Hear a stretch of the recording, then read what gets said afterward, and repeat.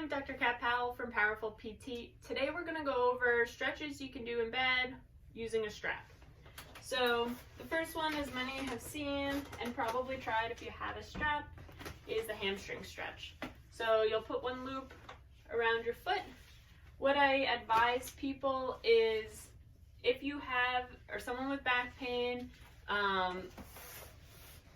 bend the opposite leg because it takes some of the pressure off your back as you try to pull your leg back.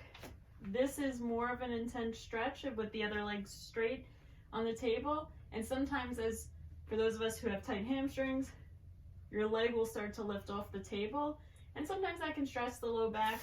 So protect it, bend your knee, and the goal is to try and get your knee as straight as possible. As you can see, I am somebody with tight hamstrings, and this is where I'm feeling the stretch. The more you pull down, so how my the strap is at the ball of the foot, the more you pull and kind of flex your foot down towards you, then you might feel it into the calf. And that's okay, and kind of stretch to tolerance. Another one you can do is choking up on the band and then coming out to the side. So now we're getting a nice inner thigh stretch, and something to be mindful here is as you come out, make sure your other butt cheek isn't lifting off the table or your whole pelvis isn't rotating. You go as far as you can before you feel like your whole body has to move to go further. And so that, again, that's to stretch the inner thigh. And then you can play at different angles. So you could pull it up more, you can bring it down more, and just be in tune with your body, get a sense of where you're tight, and breathe into any restrictions. The third exercise is a hip flexor stretch. So for this one, you can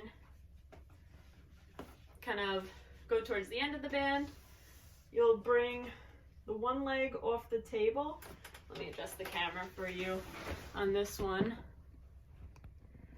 just so you can see. Okay. So now you'll be able to see my thigh hanging off the table.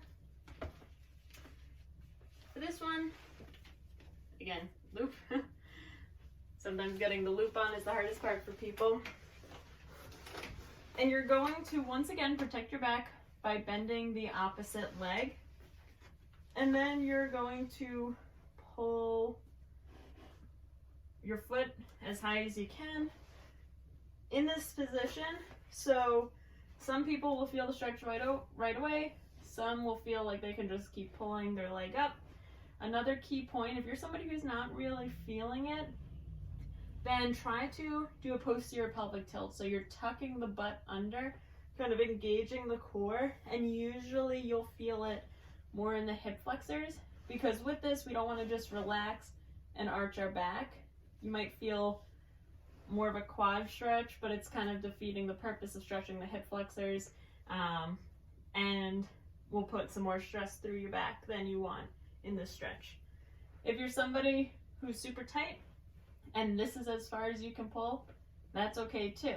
And you can also work into doing a posterior pelvic tilt, tucking the butt, and feeling that. If you just want to feel how it is if you bring your opposite knee to your chest, that too will put a different pull. Try to maintain that posterior pelvic tilt, and you should really feel it along the front side of the hip and down into the thigh.